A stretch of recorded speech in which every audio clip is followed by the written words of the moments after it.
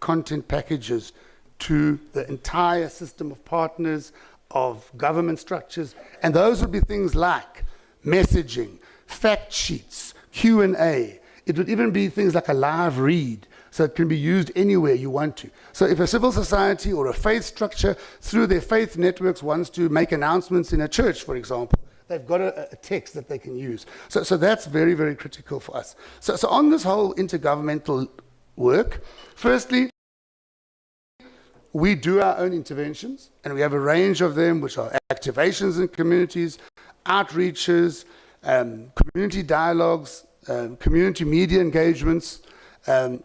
Secondly, we do have these very targeted stakeholder engagements.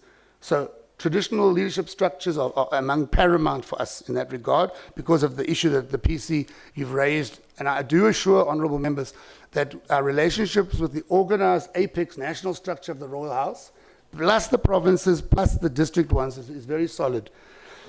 We also then have a range of support functions, as I've mentioned, the content, but also that we support other colleagues in their forums, so district communication forum, they can come and present something.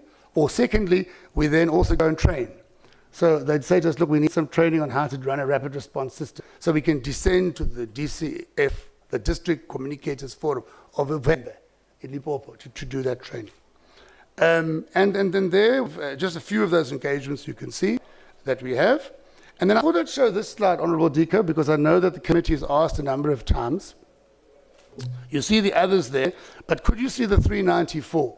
So out of the collective of activities that our provincial and district offices did last year, we did 394 direct one-on-one engagements with the community media sector.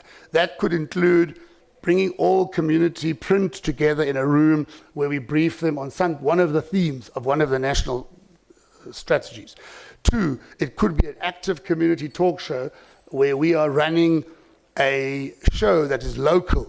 So remember, we have the studio here, honourable members, where we would have sort of a national perspective. We can bring a guest speaker, a minister, a DDG, but down there in the community, that would be the mayor. Say, for example, we're talking about this outburst now of foot and hand, foot and mouth.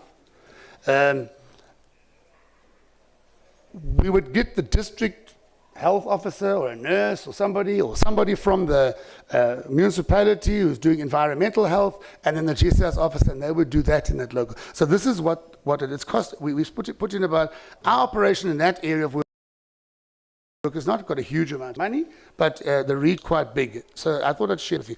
Now, coming near the other areas, we are modernizing, honourable members, you posed modernization. Obviously, we have a lot of remember two-way communication? Many of us in this room, you go with the microphone and you have a long, and everybody asks a question and you respond. We all know that, right? We haven't left that. That's one of the hallmarks of the South African democratic communication system, anchored by the presidential DDM visa. But all of us know we have websites, we have WhatsApp groups, we have emails where people are writing and saying, Jesus, can you tell us this? And it's disaggregated. So we've had a pilot project. We were starting at home first, honourable members, where we have developed an artificial intelligence instrument that is listening to all those questions across those platforms engaging us. It's helping us aggregate them and tick them. They give them a ticket number to go to the relevant colleague in GCIS, so it can't just fall through the cracks. You know, Michael decides not to open his email today, and that query is never addressed, right? And then following them up, but at the same time, using an artificial intelligence instrument to start generating responses to that. Piloting it here, because our intention, honourable members, is to roll it out to the entire government communication system. And therefore, Honourable Diko, for me, it's a beautiful metaphor of the changing of what we mean by two-way communication. In the early days of the development communication practice, it was that feedback, and then you'd bala everything at an Imbizo, and some people would say, no, but you never came back here and told us. And then we started arranging community talk shows to give feedback. But with artificial intelligence, and maybe the use of a bulk WhatsApp channel, a bulk SMS facility, it means that you can immediately give feedback. Community members who attended this event asked the following kinds of issues, and you can immediately give responses to those. And then coming to the end, obviously another element of the whole ecosystem is that communication is always contested. We are a very vibrant society. We don't always share views. In every other country in the world, it's the same, but we are very busy South Africans. And therefore, it makes us vulnerable and susceptible to this thing that is generally referred to as fake news. And GCIS, honourable members, has played a very instrumental role in curating and organising. Look, we started on the back foot, but we curated a very managed and a very well structured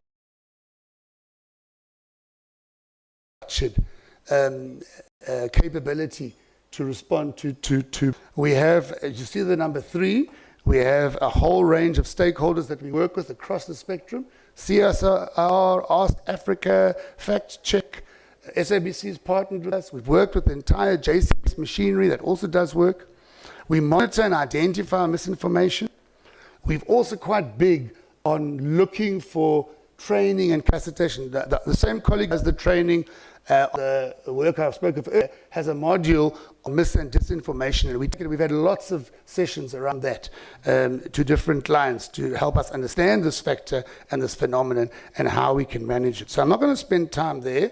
There's a whole slide there, honourable members, if you want to see it, on some of the things we've experienced from our wobbly start in July 1991, and was it?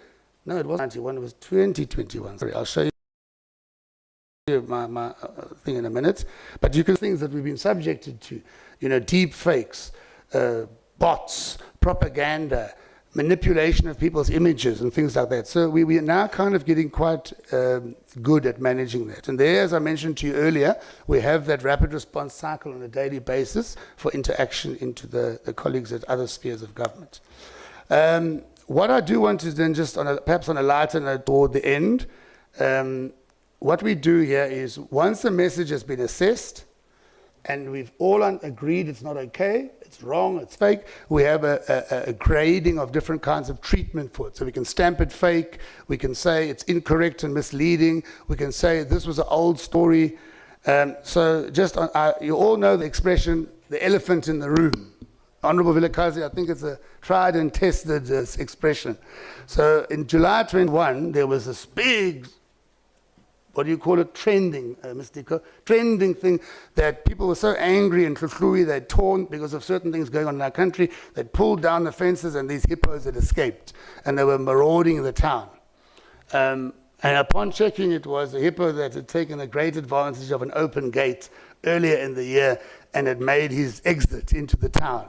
And I now have coined the phrase, the hippo in the room, as opposed to the elephant in the room.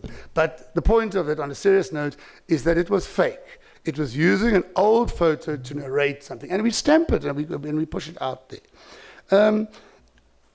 I do want to say to you, please, honourable members, to re-emphasize a point, if you don't mind. It's done very much in a collective. It's a bit of a misnomer. We've called our partnership with the civil society, the faith, the National Communication Partnership, but the same one with the people who specialize in mis and dis, we've called NCP. So sometimes in GCIS we confuse ourselves about which NCP we're talking about, but we do have a very solid part, and we're very grateful for the role played by these colleagues. And almost near the end, we have one very valuable contribution, Honourable Chair, to the ecosystem, so that we're not freeloaders or we are not people who sit hands back and say what's going on out there, is the government segmentation model. You don't spray and pray. Is it pray and spray? You have to know who you want to get to, why do you want to get to them, how do they think, how does their life look, how do the audiences consume their media, etc. So we've done a work here, and our team developed what's called the government segmentation model. The government segmentation model really granularizes South Africans into rooted realists, which are the vast majority of our people. One of the honourable members said, guys, you're not so visible, Ikasi, last week in the meeting. And for example, some of the platforms I showed you earlier would make sure that in a township environment, you use the local community radio station very aggressively to reach rooted realists. So the city seekers are people that are unemployed, they are rely on grants, they are a second largest component, and they really need those opportunities brought to them very directly and in mediums that are useful to them. So across that segment, we've developed that segmentation model, and it allows us to ensure that of two things. Firstly, I can't send you a message that doesn't mean anything to you.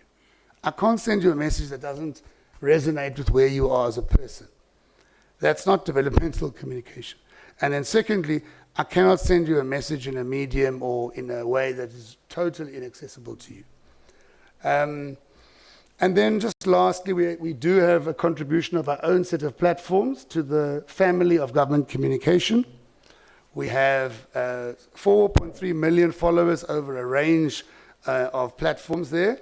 For those honourable members who've asked on previous occasions, there you can see we've specifically indicated that yes, the district, if you have a constituency office that's somewhere in a remote area where you know the GCIS has an office and there's a two-song centre there and there's a Facebook page there, it's all included in this 4.3 million. Okay, we have really we lost a few followers in the last.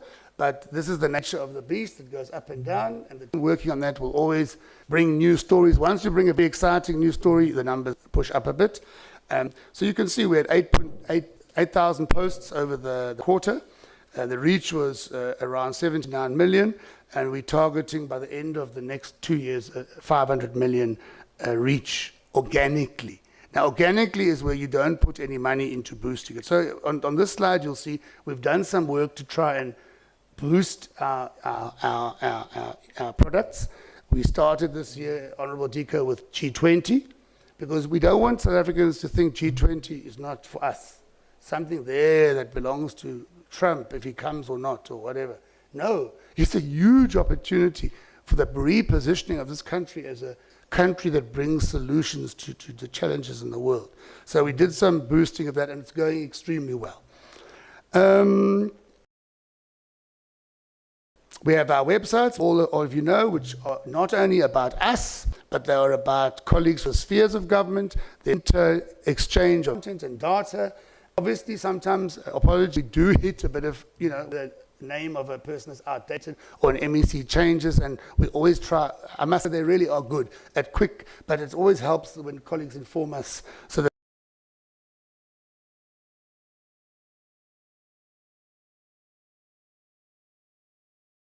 that